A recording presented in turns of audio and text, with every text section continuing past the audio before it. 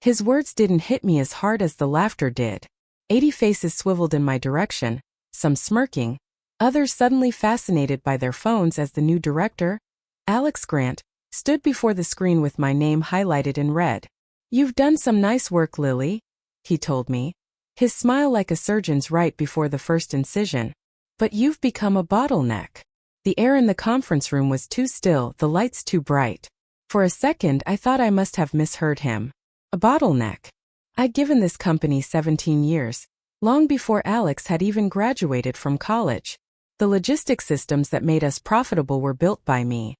I trained half the department, managed crises that would have bankrupted us if I hadn't stayed until 3 a.m. to fix them. Yet in that single moment it was as if none of it counted. The projector flicked to the next slide. Restructuring for efficiency. My position was listed under obsolete roles.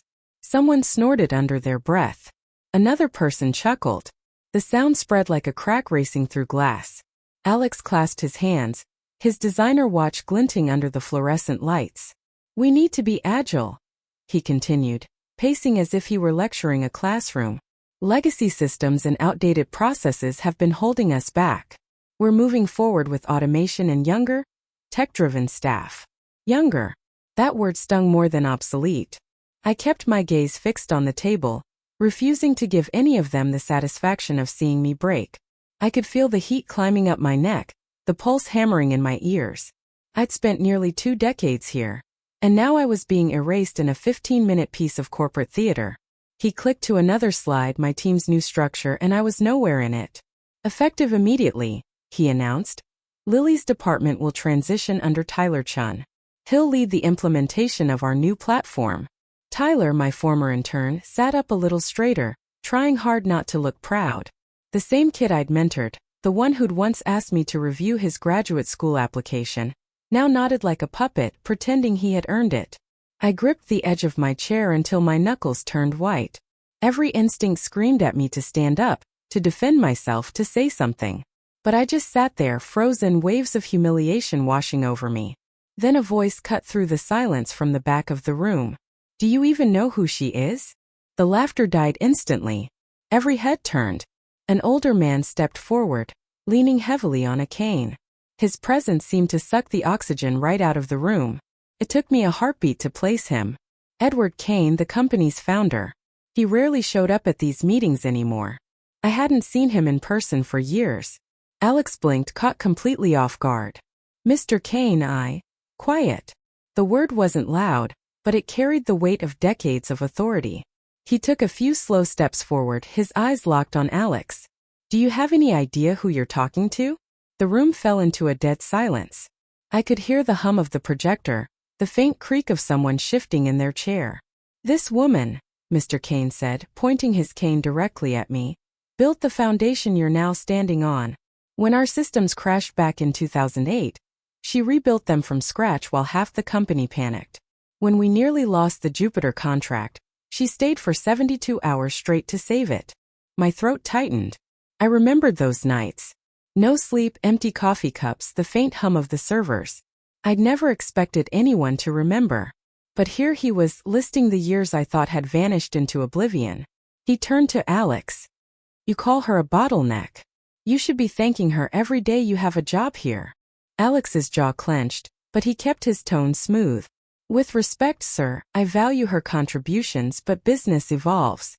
We can't live in the past. Business evolves because of people like her." Mr. Kane interrupted sharply.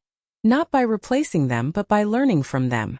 For the first time in my life, I saw the director of operations, the man who had humiliated me just moments before, struggle for words. His confidence faltered. His posture stiffened. Around the room no one dared to move. Mr. Kane turned to me, his expression softening. "You've given this company your hands, your time, your health." "I remember." I nodded slightly. My voice was caught somewhere between pride and disbelief. "Thank you, sir," I managed. He looked back at Alex. "You'll schedule a private meeting with me this afternoon. I want every detail of this restructuring plan, and if I find even one unjust dismissal, we'll be restructuring you instead." Alex opened his mouth, then closed it again. He looked pale now, his earlier smirk gone. Mr. Kane tapped his cane once against the floor. Meeting adjourned. He turned and left without another word. The door clicked shut behind him, leaving a stunned silence in his wake. One by one, people began gathering their things, whispering under their breath. Tyler avoided my eyes. Alex stared down at his laptop, pretending to type. I sat there for a moment longer, my pulse finally slowing. For 17 years, I'd been the one holding everything together, quietly, invisibly. And in a single moment, the man who built this company had reminded everyone of it. But as I walked back to my office, I couldn't shake one thought. This wasn't over. Because if there was one thing I'd learned in all those years, it was this: public humiliation is never just an accident. It's a move. And every move deserves a response. When I got back to my office, the open plan floor fell silent. Conversations cut off mid-sentence, keyboards stopped clicking, and everyone suddenly found something fascinating on their screens. No one looked at me directly, but I could feel their glances like static in the air. I closed the door quietly. The sound of it shutting felt final, like sealing myself off from the company I'd helped build. My desk looked exactly as it had for years. Neat stacks of reports, color-coded binders, a photo of my daughter on her first day of college. Nothing had changed on the surface, but everything had. For a long moment, I just stood there trying to process what had happened. The humiliation still burned under my skin. Mr. Kane's defense had stunned everyone, including me, but it didn't erase the damage. Alex had called me obsolete in front of the entire company. That stain wouldn't wash off easily. A soft knock broke the silence. The door creaked open and Tyler stepped in. "Lily," he said carefully, "can we talk?" I studied him. He looked nervous, which was something. "You're the new head of operations," I said, keeping my voice even. "You don't need my permission to talk." He winced. "I didn't know Alex was going to do it like that," he said quickly. "He told me the restructuring would be private." "I swear I didn't." "Tyler," I interrupted. "Don't. You sat there and said nothing." He shifted uncomfortably. "I couldn't risk." "I know," I said quietly. "You couldn't risk your position." He opened his mouth, then closed it again. The silence stretched until he muttered, "I'm sorry," and left. When the door shut again, I sat down and pressed my palms against the desk. I wasn't angry at Tyler. He was young, ambitious, and terrified. I'd been him once, but that didn't make the betrayal easier. A notification pinged on my computer. Mandatory HR meeting, 3 p.m. My stomach tightened. Damage control, I thought. They'd be scrambling to contain the fallout from Kane's outburst.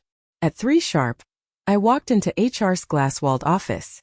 Emma, the HR manager, gave me a sympathetic smile that didn't reach her eyes. "Lily, please sit down." Alex was already there, arms folded. He looked composed again, though a faint tension rippled around his mouth. "Let's keep this professional," he said. "Professional?" I almost laughed. Emma cleared her throat. "Mr. Kane's comments this morning created some confusion," she began. "We're reviewing all restructuring decisions to ensure compliance with policy. In the meantime, Lily, your role remains under evaluation." "Under evaluation," I repeated. "Meaning?" Alex leaned forward. "Nothing is finalized yet. We'll determine the best fit for your experience moving forward.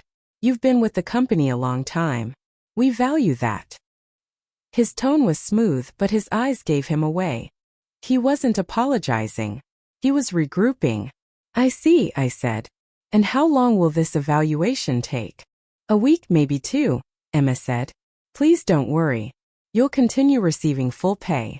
I nodded slowly. "Right." Paid silence. Neither of them responded. When I left the HR office, the hallway felt colder than usual. My phone buzzed with a message from an unknown number. That was brave today. He won't forget it. No name, no signature. Just that. I stared at it for a long time before locking the screen. I didn't need more mystery today. That evening I stayed late, packing a few personal things into a box. Not because I was leaving yet, but because it felt wrong to leave them in someone else's hands. I ran my fingers over a small wooden plaque on my shelf. Employee of the Year 2013. The memory of that night came back easily. Mr. Kane shaking my hand, saying, "People like you are the reason we'll survive any storm." Apparently, storms were easier to survive when you weren't considered a bottleneck. As I turned off the lights, I noticed movement down the hall. Alex was in his glass office, phone pressed to his ear, pacing.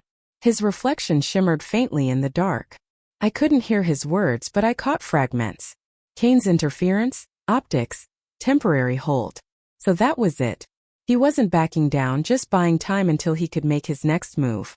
On the drive home, the city lights blurred in the rain. My head throbbed. Every scene replayed in my mind. The laughter, the stares, Mr. Kane's voice slicing through the tension. Do you even know who she is? I didn't know what surprised me more. That he remembered me or that no one else seemed to. When I reached my apartment, I poured a glass of wine and opened my laptop. My inbox was overflowing with quiet messages from colleagues. That was brutal. Are you okay? He had no right to humiliate you. Kane really put him in his place. And one that stood out, be careful. He's already planning something. HR is just a smokescreen. No name again. I stared at the message for a long time. My instincts told me it was true. People like Alex didn't forget public embarrassment.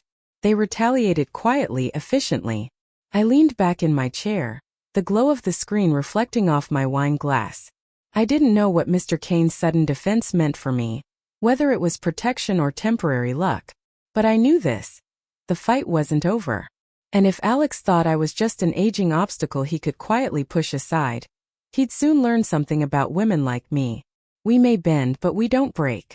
Not when everything we've built is on the line. As thunder rolled faintly outside, I made a decision. I wasn't going to wait for HR to decide my worth. I was going to find out why Alex wanted me gone, and what he didn't want Mr. Kane to see. Because if he thought this was the end of my story, he was about to learn how wrong he was. The next morning, I arrived at the office earlier than usual. The parking lot was still half empty, the building washed in the pale light of dawn. My badge still worked. Small mercy. And as the elevator doors closed, I caught my reflection in the mirror-polished steel. Tired eyes, hair pulled back, calm on the surface. No one would guess my stomach was in knots. I needed answers. Alex hadn't humiliated me for sport. There was something else behind his decision, something strategic. People like him didn't move without purpose. When I reached my floor, I slipped into my office quietly. My inbox had already begun filling with overnight updates, mostly forwarded reports I wasn't supposed to see anymore. But one email caught my eye. Subject line: System Audit Procurement Access Request sent from Tyler's new account. I opened it. Attached was a request form bearing Alex's signature, asking for temporary elevated access to vendor contracts. That level of access was unnecessary for his position. It allowed someone to edit or replace supplier invoices, something only I and the finance controller were authorized to do. My gut twisted. I'd seen this pattern before years ago, when a project manager had inflated vendor invoices to skim a consulting fee. We caught it just in time. Alex's request looked eerily similar. I printed the form and slipped it into my bag. If I was right, Alex wasn't streamlining operations. He was positioning himself to control money flows. And removing me, the only person who'd noticed discrepancies, was step one. A soft knock startled me. Emma from HR peeked in, holding a folder. "Morning, Lily. Just checking in. How are you holding up?" "I've been better," I said honestly. "What's that?" "Paperwork from yesterday's meeting," she said, placing it on my desk. "Standard documentation while your role is under review." I thanked her, but before she left I asked, "Emma, do you know if Mr. Kane spoke to Alex after the meeting?" She hesitated. "They met privately last night. I wasn't there, but Alex didn't look pleased afterward." That gave me a flicker of hope. And the evaluation, is HR actually reviewing? Or is this just protocol? Her lips pressed together. "Off the record, it's both. The board is split. Kane wants to freeze all structural changes until an internal audit is done. But Alex is pushing back, saying delays will cost the company." "An internal audit," I repeated. "When does that start?" "End of the week," she said. "They're bringing in an external team." My pulse quickened. If Alex had tampered with vendor contracts, that audit could expose it unless he covered his tracks first. After she left, I stared at the folder on my desk. I couldn't sit and wait for someone else to uncover the truth. I opened my old system dashboard, still active thanks to a small oversight in IT's offboarding procedure, and began searching transaction logs from the past 2 months. It didn't take long. I found a series of unusual payments funneled through a new vendor account called ALX Consulting. The initials didn't even try to be subtle. The amounts were just below the threshold that triggered secondary approval. Classic trick. I took screenshots, encrypted them, and saved them to a flash drive I kept on my keychain. My hands trembled slightly. This wasn't just about me anymore. This was corporate fraud. At 9:05 a.m., the office began filling. Conversations floated through the air. Tyler walked by, pretending not to see me. Then, as I was about to close my laptop, an unexpected voice came from the doorway. "Early start, Miss Hanley." Alex stood there, coffee in hand, smile perfectly measured. Still dedicated even while on review. Impressive. I forced a calm tone. Old habits. He stepped inside uninvited and leaned casually against the desk. "Listen, about yesterday, things got a little intense. I hope you understand this is nothing personal." "Of course," I said evenly. "Purely business." He studied me, his eyes sharp, calculating. "You've done good work here, but sometimes progress means letting go. The founder, he's sentimental." "I'm not. Don't take it the wrong way." "I don't," I lied. "I just hope the company benefits from the changes." "Oh, it will," he said with quiet confidence. "Trust me." He turned to leave, then paused. "By the way, HR mentioned you still have access to the old logistics system. IT will disable it today. Just a heads up." My chest tightened. He knew. "Of course," I said, managing a polite smile. When he left, I exhaled slowly. I had maybe a few hours before he locked me out. I backed up the rest of the transaction logs and hid the flash drive inside the lining of my bag. At lunch, I drove to a small cafe across from headquarters. The same place Mr. Kane used to eat when he still ran the company. I wasn't sure why, but I hoped I might find him there. Luck or fate was on my side. He was sitting alone in the corner reading the paper. I hesitated, then approached. "Mr. Kane."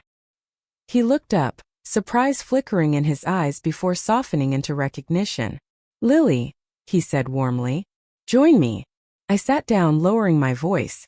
"Sir, I think I know why Alex wanted me gone." He listened as I explained everything: the access request, the vendor account, the hidden payments. His expression hardened with every word. "I can't prove intent yet," I said, sliding a copy of the form across the table. "But this isn't routine. He's consolidating financial control." Kane's jaw tightened. That would explain the resistance to the audit. He folded the paper and slipped it into his jacket. "You did the right thing telling me. But you need to be careful. Don't confront him again. Let me handle this quietly."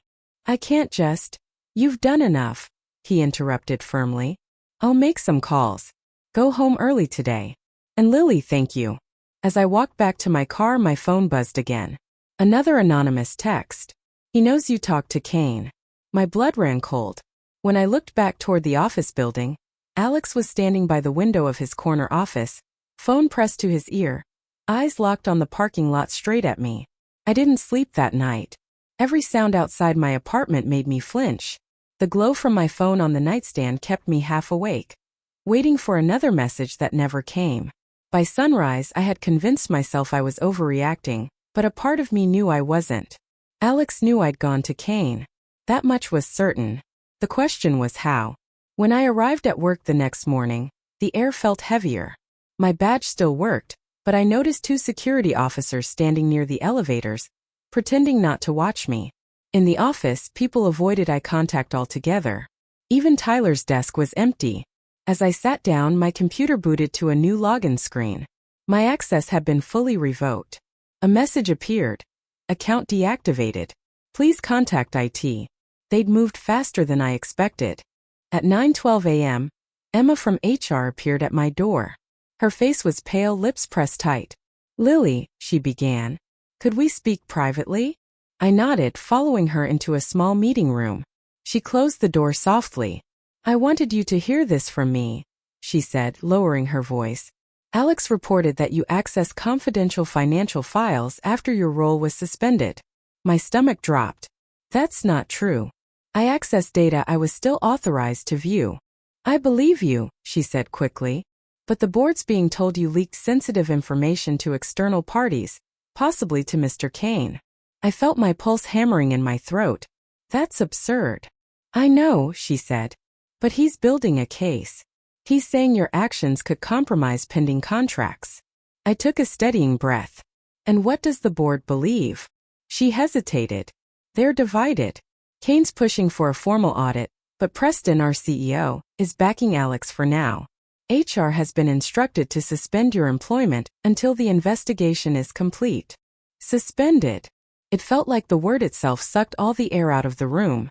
Emma looked genuinely sorry. I shouldn't even be telling you this, but be prepared. You'll probably receive an official notice by the end of the day. I stared at the blank whiteboard on the wall, the faint traces of old marker lines that no one had bothered to erase. So that's it. 17 years and suddenly I'm under investigation. Emma touched my arm gently. For what it's worth, Kane doesn't believe any of it. He's furious. That should have made me feel better, but it didn't. Kane's support was powerful but temporary.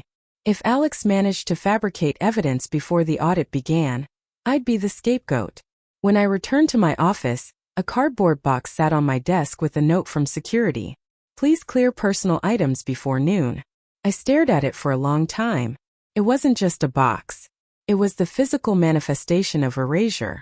At 10:47 a.m., my phone buzzed with an email from a private address. Check the contracts folder in internal archive. Folder name Phoenix. No signature, no context, just that. Against every sensible instinct, I decided to follow the lead. Using my personal laptop, I accessed the company's public archive system, a server used for marketing materials that still mirrored older internal data. It took minutes of digging, but I found it. Phoenix_contracts_2023. The files were encrypted PDFs with altered metadata, recently modified by T.Chan. My heart sank. Tyler. I opened one file using a decryption tool I'd helped IT test years ago. Inside were purchase orders and payments tied to the same fake vendor name, ALX Consulting. But now it was worse. Tyler's digital signature had been appended to them, effectively making him look like the culprit. It was a perfect setup. Alex had left just enough digital fingerprints to implicate someone else. And now that I'd been suspended, I'd have no way to clear my name once this evidence surfaced. I copied everything, screenshots, logs, metadata trails, and sent them to an encrypted email address I'd created the night before. Then I printed one contract, folded it carefully, and slid it into my bag. At 11:32 a.m., my office phone rang. Unknown number. Lily Hanley, I answered. Miss Hanley, a man's voice said briskly. This is Marcus Lane, external auditor assigned by the board. Mr. Kane requested that we meet today. Are you available at 2 o'clock? Relief flickered through me. Yes, absolutely. Please bring any documentation relevant to your role's restructuring and project finances from the last quarter, he added. I glanced at the flash drive in my bag. I will. 2 hours later, I sat in the conference room across from Marcus, a calm, methodical man in his 40s with sharp eyes and no visible bias. Kane joined us 10 minutes later, walking with his cane but radiating authority. Before we begin, Marcus said, Mr. Kane has shared concerns regarding irregularities in financial records. Ms. Hanley, I understand you have supporting material. I nodded and handed him a folder of printouts, explaining the pattern, the fake vendor, the access requests. As I spoke, Kane's expression darkened. When I finished, Marcus looked thoughtful. These documents show unauthorized approvals, but they'll need to be verified against the original database. Your access has been revoked, correct? Yes. I'll request mirror backups, he said. If this holds up, it's serious misconduct, possibly criminal. Kane turned to me. You did the right thing. Stay away from the office for now. I'll ensure you're protected. Before I could reply, the door opened. Alex stepped in uninvited, mask of politeness firmly in place. I wasn't aware we had a meeting, he said, glancing between us. Marcus stood. Mr. Grant, we're conducting a preliminary review of financial discrepancies. Alex's eyes flicked to the papers on the table. And you're relying on her? The person under investigation for leaking internal data. Kane's cane struck the floor sharply. Watch your words, Alex. Alex's smile didn't falter. Just stating facts. You're letting emotion cloud judgment. I met his gaze. You're scared, I said quietly. He froze for half a second, just enough to confirm it. Marcus gathered the papers. I'll need to review the system backups. We'll resume tomorrow. As I stood to leave, Alex leaned in close enough for only me to hear. You think you've won something? You have no idea how deep this goes. I didn't answer. But as I walked out of the building, I finally felt something I hadn't felt in days. Not fear. Control. By the next morning, the office was buzzing like a disturbed hive. Rumors moved faster than emails. I parked farther away than usual and watched from my car for a moment. The kind of quiet before a storm that feels almost sacred. I wasn't supposed to come in. Kane had told me to stay home, but I needed to see it for myself. I needed to know it was finally ending. When I stepped into the lobby, the receptionist gave me a nervous smile. Morning, Miss Hanley.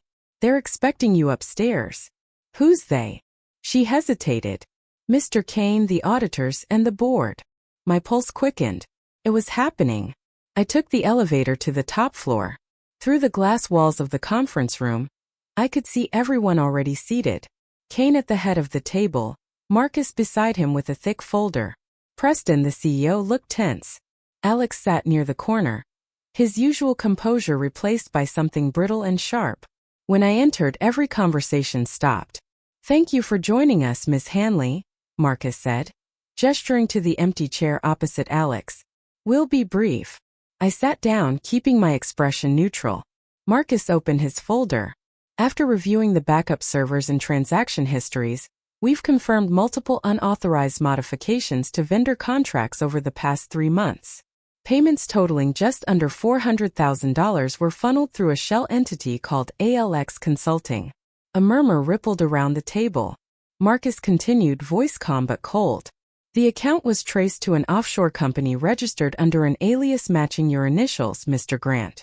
We also found that several of the altered files were timestamped during hours when Ms. Hanley's credentials were inactive, meaning she could not have accessed them. All eyes turned to Alex. He forced a laugh that didn't sound human. That's ridiculous. Anyone could have spoofed my credentials, especially someone who knew the systems inside out. He looked at me. Like her. Marcus didn't flinch. We verified through IP logs and system certificates. The activity originated from your office computer, Mr. Grant. The evidence is definitive. Alex's smile cracked. This is absurd. Kane's voice cut through the air. Enough. The single word landed like a gavel. You've been warned before about overreaching. Now we find you've been stealing from the very company you claim to modernize. Preston rubbed his temples, looking exhausted. Alex, why? Alex straightened in his chair, defiance flickering. Because this place is dying, he said, voice rising. You all worship tradition while competitors leave us behind. I was trying to save it and he pointed at me, was standing in the way. You weren't saving it, Kane said quietly. You were selling it. The room went still. Marcus closed the folder. We've already frozen the accounts linked to your authorization keys. Legal counsel is preparing formal charges. You'll need to surrender your access badge immediately. For a moment, Alex just sat there stunned. Then his jaw tightened. You'll regret this, he spat, rising abruptly. All of you. He stormed out, the door slamming behind him. The echo lingered long after his footsteps faded. Preston sighed deeply, his shoulders sagging. 17 years, he said, turning to me. You warned us about the human cost of rushing modernization. I should have listened sooner. Kane placed a hand on the table. We'll correct it now. He looked at me. Lily, I owe you an apology. You didn't just protect this company. You protected its soul. I swallowed hard, the weight of months finally catching up to me. I didn't do it for gratitude, I said quietly. I just didn't want to see everything we built destroyed. Preston nodded. The board has already agreed to reinstate your position. And not just that, we want you to lead the new Quality and Ethics Division. Direct access to the board. No intermediaries. For a second I couldn't speak. You're serious? Kane smiled faintly. Completely. Relief flooded me so quickly, it almost made me dizzy. 17 years of work, humiliation and fear, validated in a single moment. I thanked them both and stepped outside. Through the window I could see security escorting Alex out of the building. His shoulders rigid, his gaze fixed straight ahead. It should have felt triumphant. Instead, it felt strangely hollow. When I returned to my old office, a few coworkers looked up. No one laughed this time. Tyler approached me hesitantly. "Lily, I'm sorry for everything. I didn't know what he was doing." "I know," I said. "Now you do. Learn from it." He nodded, eyes lowered. That evening, after the official announcement went out, I stayed behind, standing by the window as the city lights blinked to life. My reflection stared back, older, steadier, maybe a little wiser. Kane stopped by before leaving. "You could have walked away," he said. "Most people would have." "I almost did," I admitted. "But sometimes walking away feels like letting someone else write the ending for you." He nodded thoughtfully. "Then I'm glad you stayed long enough to finish the story yourself." When he left, I turned off the lights. The office was quiet again. Just the soft hum of the machines I once feared would replace me. They hadn't. They never could. The next morning I arrived early, coffee in hand, same as always. My nameplate had been reinstalled outside my office door. Clean, polished, like it had never been removed. But inside I left one thing unchanged. The small wooden plaque on my shelf. Employee of the Year 2013. I smiled. Not because of what it represented, but because of what it reminded me. Progress doesn't mean erasing the past. It means building on it. And sometimes the quietest person in the room, the one you call a bottleneck, is the only reason everything still works.